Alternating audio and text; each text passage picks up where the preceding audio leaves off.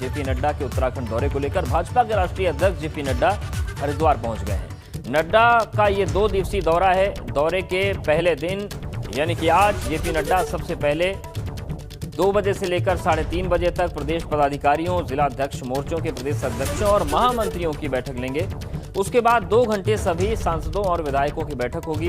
तीसरी बैठक सभी मंत्रियों और समितियों के साथ होगी, जबकि 21 अगस्त को भाजपा राष्ट्रीय अध्यक्ष नड्डा पूर्व सैनिकों से संवाद और सैनिक सम्मान कार्यक्रम में भाग लेंगे। यह कार्यक्रम रायवाला में रखा गया है। इसके बाद राष्ट्रीय अध्यक्ष प्रदेश भर में भाजपा के निर्वाचित जिला पंचायत अध्यक्षों, मेयर, ब्लॉक प्रमुख, नगर पालिका और नगर पंचायत अध्यक्षों, बीडीसी के अध्यक्षों की बैठक लेंगे। इसके बाद कोर ग्रुप की बैठक होगी। कार्यक्रम के आखिरी सत्र में वो साधु संतों का अभिनंदन और आशीर्वाद लेंगे। इसके अलावा जेपी नड्डा भीमराव अंबेडकर की मूर्ति पर माल्यार्पण भी करेंगे। तो आज का दौरा है और कल भी कई कार्यक्रम जेपी नड्डा के हैं। हरिद्वार पहुंच गए हैं जेपी नड्डा।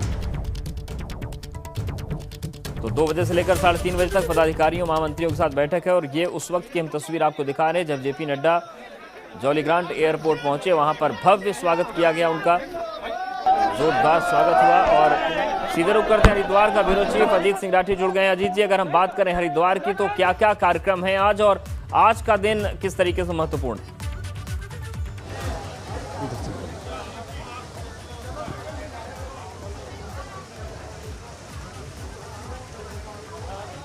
अजीत जी, सुन पा रहे हैं क्या? जी अवधेश, बिल्कुल। अजीत जी, किस तरीके आज का दिन किस तरीके से महत्वपूर्ण है और क्या क्या कार्यक्रम है आज राष्ट्रीय अध्यक्ष के? अवधेश, देखिए, जैसे अभी आपने एबीपी गंगा के दर्शकों को बताया कि 2 बजे से पदाधिकारियों की बैठक होगी। सबसे पहले वो संगठन के पदाधिकारियों से मिलना चाहेंगे। वो देखना चाहते हैं कि अगले विधानसभा चुनाव के लिए 2022 का जो रण जिसके लिए सेना सजाई जा रही है, जिसके लिए अस्त्र शस्त्र तैयार किए जा रहे हैं, कि वो संगठन जो सरकार की उपलब्धियों को लेकर के कार्यकर्ताओं के बीच जाएगा, जनता के बीच जाएगा, तो वो उसको देखना चाहते हैं कि उसके कितनी उसमें कसावट है, उन्होंने कितनी तैयारियां की हैं। इसी तरह से वहाँ पर ये एक बातचीत होगी, बड़े पदाधिकारियों से 1-to-1 बातचीत होगी। सभी को एक साथ बैठाया जाएगा। प्रदेश अध्यक्ष और मुख्यमंत्री और राष्ट्रीय मीडिया प्रभारी अनिल बलूनी वो सभी बैठकों में भाग लेंगे और उसके बाद ही ये रणनीति बनेगी। और आज एक के बाद एक सेशन होगा और उसके सेशन के बाद फिर कल कोर कमेटी की बैठक भी होगी 3 बजे, जिसमें कुछ महत्वपूर्ण निर्णय होंगे। उसके बाद ये तय होगा कि कब मीटिंग में इसका मीटिंग का सार क्या है और मीटिंग के बाद क्या होने वाला है, किस रणनीति पर भारतीय जनता पार्टी आगे बढ़ने वाली है। जी बिल्कुल जी। और जिस तरीके की तस्वीरें दिख रही हैं कि मौसम बदला हुआ है, बारिश जमकर हो रही है, लेकिन कार्यकर्ताओं का उत्साह भी जबरदस्त दिख रहा है। जी, ये कार्यकर्ताओं का उत्साह भी है और भारतीय जनता पार्टी की बदइंतजामी भी है। किसी के यहाँ रुकने के लिए कार्यकर्ताओं के लिए कोई व्यवस्था भी यहाँ पर इन्होंने नहीं की है। बारिश हो रही है, यही एक पोर्च है, मैं आपको सामने दिखाना चाहता हूँ। ये उत्साह कम है और ये बदइंतजामी ज़्यादा है। आप देख सकते हैं कि किस तरह से यहाँ पर लोगों को कहीं ऐसा कोई एक आने वाले नेताओं के लिए कोई यहाँ पर व्यवस्था नहीं की गई है। बाहर से भीग रहे हैं और सारी चीज़ें हो रही हैं और ये अव्यवस्था का आलम आप यहाँ सामने देख सकते हैं। इस पोर्च के आगे किसी को जाने नहीं दिया जा रहा है कि यहाँ भीतर बस केवल वही नेता होंगे जो बैठक में भाग लेंगे, जिनको बुलाया गया है। लेकिन कार्यकर्ता है, अपनी पार्टी के लिए आते ही हैं और चूंकि उन्हें अगले चुनाव में इन्हीं कार्यकर्ताओं के बल पर चुनाव लड़ा जाना है, जो बाहर खड़े हुए इंतजार कर रहे हैं कि कब नेताओं के दर्शन होंगे। तो ये केवल वो लोग हैं जो अपने नेताओं को देखने के लिए, उनसे मिलने के लिए, पार्टी की बात करने के लिए आए। लेकिन इनके लिए बैठक में कोई जगह नहीं है। बैठक में तो जगह नहीं है, लेकिन कहीं दूसरी जगह भी कोई बैठने का, उठने का, कुछ किसी भी तरह का कोई इंतजाम नहीं। जी बिल्कुल। और यही कार्यकर्ता हैं जो झंडा और डंडा उठाएंगे। अजीत जी, अगर आज के कार्यक्रम की बात करें, कल का दिन है, कल किस तरीके से महत्वपूर्ण होगा और कल क्या कुछ होने वाला है?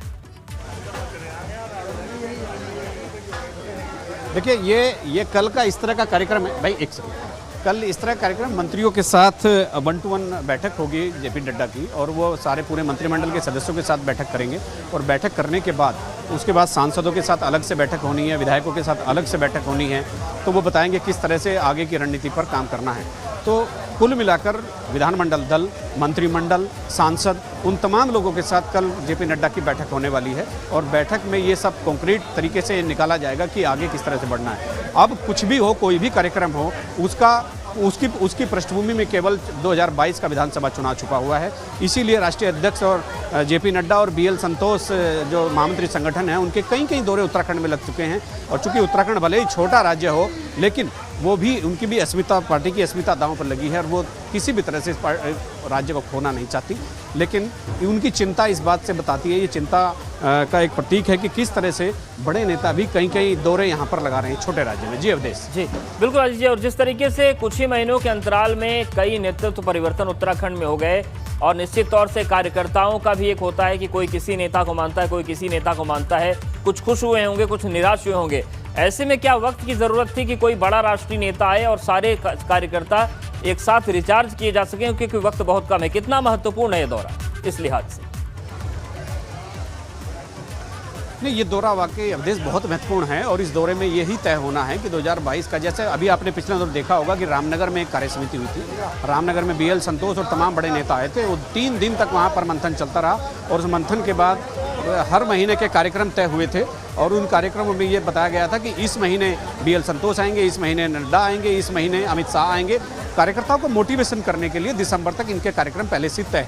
अब उन्हीं कार्यक्रमों में ये देखा जा रहा है कि जो ये बैठक चल रही है उसमें देखा जा रहा है कि किस तरह से लोगों को मोटिवेट करना है, पार्टी की उपलब्धियों को, प्रधानमंत्री मोदी की देश भर की उपलब्धियों को, तमाम राष्ट्रीय, अंतर्राष्ट्रीय और राज्य स्तर के एजेंडे जो हैं उनको बीच में कैसे ले जाना है। जो पीपल सेंट्रिक योजनाएं चल रही हैं कार्यकर्ताओं के माध्यम से, जो पन्ना प्रमुख हैं, जो बूथ लेवल की जो कमेटियाँ बनी हुई है, जो जिला अध्यक्ष है, मंडल अध्यक्ष हैं, उनके माध्यम से कितने लोग, मतलब किस तरह से एक ब्लूप्रिंट तैयार होना है कि किस तरह से उन योजनाओं को ले जाकर ये बताना है कि पार्टी ने और पार्टी की सरकार ने जनता के लिए ये सब काम किए हैं। जी बिल्कुल अजीत जी, आप बने रहिए, आपके पास फिर से अपडेट्स के लिए आएंगे। फिलहाल आपका शुक्रिया जानकारी देने के लिए। आज पूर्व प्रधानमंत्री राजीव गांधी की जयंती है और इस मौके पर देहरादून में कांग्रेस की तरफ से राजीव गांधी को श्रद्धांजलि देने के लिए कार्यक्रम रखा गया, जिसमें पूर्व मुख्यमंत्री हरीश रावत, प्रदेश अध्यक्ष गणेश गोदियाल समेत तमाम नेता मौजूद रहे। कांग्रेस नेताओं ने राजीव गांधी को श्रद्धांजलि दी। हालात ये है कि आज 2 साल हो गए हमारी के पक्ष में उन्होंने जो बातें कही है, मैं उनको अपने हाथों के द्वारा ये सोच उनकी थी उसको आगे बढ़ाते हुए ऐसी सरकार। और कांग्रेस प्रदेश प्रभारी देवेंद्र यादव को उत्तराखंड दौरा रद्द हो गया है। जानकारी मिल रही है कि निजी कारणों के चलते ये दौरा रद्द हुआ है। यूथ कांग्रेस के कार्यक्रम में शामिल होने के लिए उन्हें आना था। यूथ कांग्रेस का कार्यक्रम भी एक हफ्ते टाल दिया गया है और अब अगले हफ्ते देवेंद्र यादव आएंगे। तो जो भी राष्ट्रीय नेता हैं उनके दौरे तेज हो गए हैं, क्योंकि चुनाव में वक्त बहुत कम है। और इन सब के बीच कांग्रेस प्रदेश प्रभारी देवेंद्र यादव का जो उत्तराखंड में दौरा होना था वो रद्द हुआ है। जानकारी ये मिल रही है कि निजी कारणों के चलते दौरा रद्द किया गया है। यूथ कांग्रेस के कार्यक्रम में शामिल होने थे और इस कार्यक्रम को अब एक हफ्ते के लिए टाल दिया गया है। बद्रीनाथ धाम की यात्रा शुरू करने की मांग को लेकर पांडुकेश्वर में लोगों ने विरोध प्रदर्शन किया। सैकड़ों की संख्या में जब पांडुकेश्वर के लोग बद्रीनाथ धाम की ओर रवाना हुए तो पुलिस ने लामबगड़ के पास रोकने की कोशिश की, मगर इस दौरान उनकी पुलिस के साथ नोकझोंक हो गई। पिछले कई दिनों से स्थानीय लोग चारों धाम की यात्रा शुरू करने की मांग कर रहे हैं। लोगों का कहना है कि यात्रा से उनके परिवार की रोजी रोटी चलती है, इसलिए सरकार को इस ओर गंभीरता दिखानी चाहिए। देवस्थानम बोर्ड को लेकर लगातार नाराजगी है और इन सब के बीच जोशी मठ में पुलिस से नोकझोंक हो गई। 4 धाम यात्रा शुरू करने की मांग की जा रही है।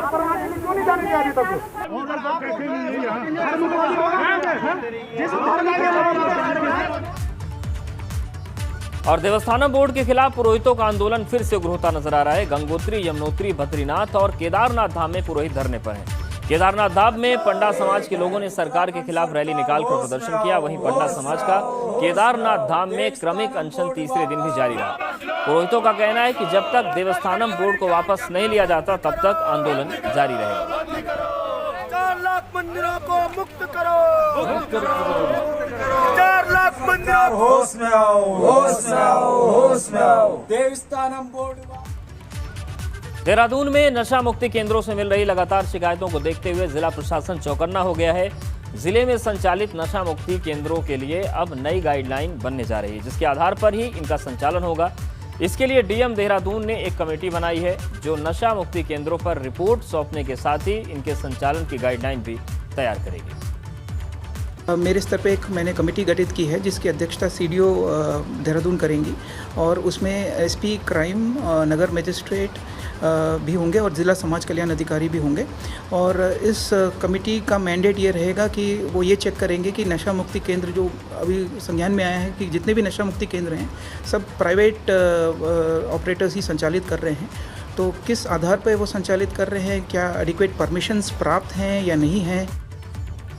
और बड़ी खबर विकासनगर से है। पुलिस को बड़ी कामयाबी मिली है। पुलिस ने सेक्स रैकेट का खुलासा किया है। 2 पुरुष और 3 महिलाओं को गिरफ्तार किया। थाना सेलाकुई इलाके का ये पूरा मामला है। तो बड़ी खबर विकासनगर से है, जहां पर पुलिस को बड़ी कामयाबी मिली है। पुलिस ने सेक्स रैकेट का खुलासा किया है।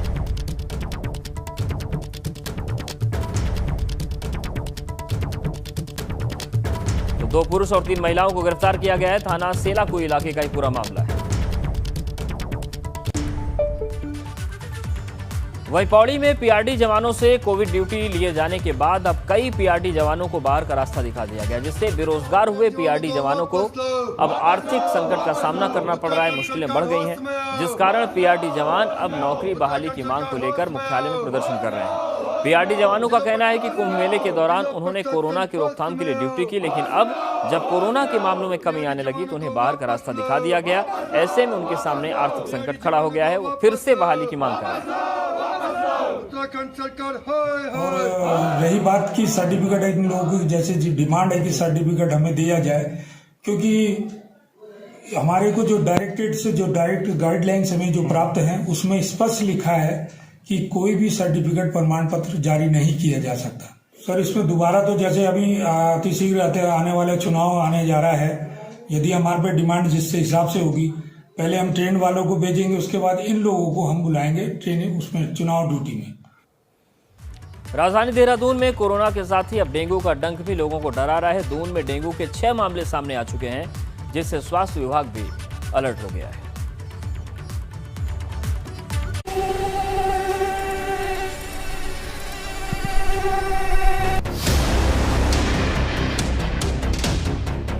कोरोना की दहशत अभी लोगों के जहन से गई भी नहीं है और डेंगू का डंक लोगों की चिंता बढ़ा रहा है। राजधानी देहरादून में डेंगू के मामले बढ़ने से स्वास्थ्य विभाग टेंशन में आ गया है। देहरादून में अब तक डेंगू के 6 केस सामने आ चुके हैं। डेंगू के बढ़ते मामलों को देखते हुए शहर में फॉगिंग कराई जा रही है। साथ ही लोगों को अपने आसपास पानी न जमा होने देने के लिए जागरूक भी किया जा रहा है। पिछले हफ्ते के जो 3 केस थे वो बाहर से आए हुए केस थे, जिनके बारे में स्वास्थ्य विभाग द्वारा पूरी जांच कर ली गई है और नगर निगम द्वारा फॉगिंग स्प्रे पूरे उन घरों के आसपास करा दिया गया है। अपने घरों की छत पर टायर, टूटे फूटे बर्तन, गमलों या किसी भी प्लास्टिक की बोतल में पानी जमा न होने दें। घरों के आसपास किसी गड्ढे में पानी इकट्ठा न होने दें। अपने फ्रिज में अगर कहीं पर पानी रुक रहा हो तो उसे साफ कर दें, क्योंकि कई मामलों में घरों में फ्रिज से भी डेंगू का लार्वा मिला है। डेंगू के पीड़ित होने पर मरीज के प्लेटलेट्स गिरना आम बात है, मगर प्लेटलेट्स गिरने के मामलों को सिर्फ डेंगू से जोड़कर नहीं देखा जा सकता। ये दूसरे बुखार में भी कम हो सकती है। दरअसल जब भी प्रतिरोधक क्षमता कम होती है तो प्लेटलेट्स गिरना एक सामान्य बात है। इसलिए जरूरी है कि आप शरीर में कमजोरी महसूस करने पर अस्पताल में जाकर डेंगू की जांच जरूर कराएं। एबीपी गंगा के लिए देहरादून से रवि कैंतुरा की रिपोर्ट।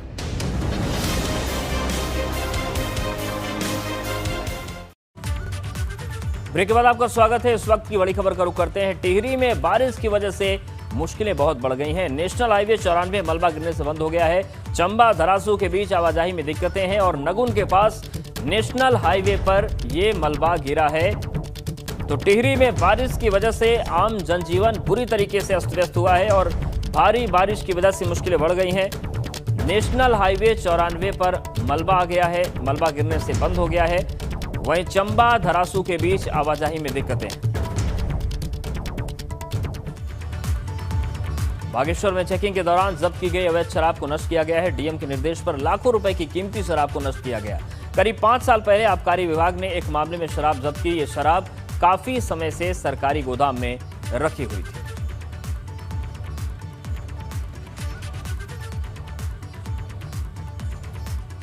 आत्मनिर्भर भारत अभियान को काशीपुर के नीरज ने सार्थक करके दिखा दिया। ऐसे में अब जबकि पूरे भारत में लोग चीनी उत्पादों का बहिष्कार कर स्वदेशी उत्पादों को अपनाने में जुटे हैं, तो नीरज ने गाय के गोबर से इको फ्रेंडली राखी तैयार की है। ये राखी देखने में भी काफी आकर्षक है। इन राखियों की जमकर बिक्री भी हो रही है। प्लास्टिक का प्रयोग नहीं करेंगे।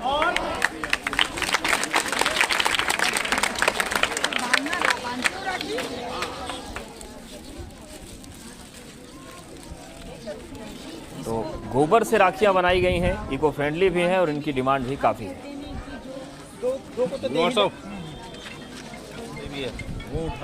का जहां पर राज्यसभा सांसद अनिल बलूनी इस वक्त संबोधित कर रहे हैं। स्तर का कैंसर हॉस्पिटल खुले, उत्तराखंड के जो हमारे भाई बहन हैं जो दुर्भाग्य से इस उससे बचाव उनके इलाज, तो उनमें जगहों का चयन की प्रक्रिया चल रही है। हम लोगों की पूरा प्रयास है कि शीघ्र अतिशीघ्र 2021 के अंदर ही किसी प्रकार से भी एक विश्व स्तर का कैंसर हॉस्पिटल और उसका जो लोगों को कंसल्टेशन है वो शुरू हो सके। तो इस वर्ष के अंदर हमारा एक प्रयास रहेगा कि टाटा कैंसर हॉस्पिटल की एक इकाई उत्तराखंड के अंदर प्रारंभ कर दी जाए। देखिए, जो राज्य सरकार की तरफ से जो कल चर्चा में आया है उसमें 3-4 अच्छे भवन जो बने बनाए भवन हैं जो अस्पताल के रूप में उपयोग हो रहे हैं, उनके ऊपर चर्चा है।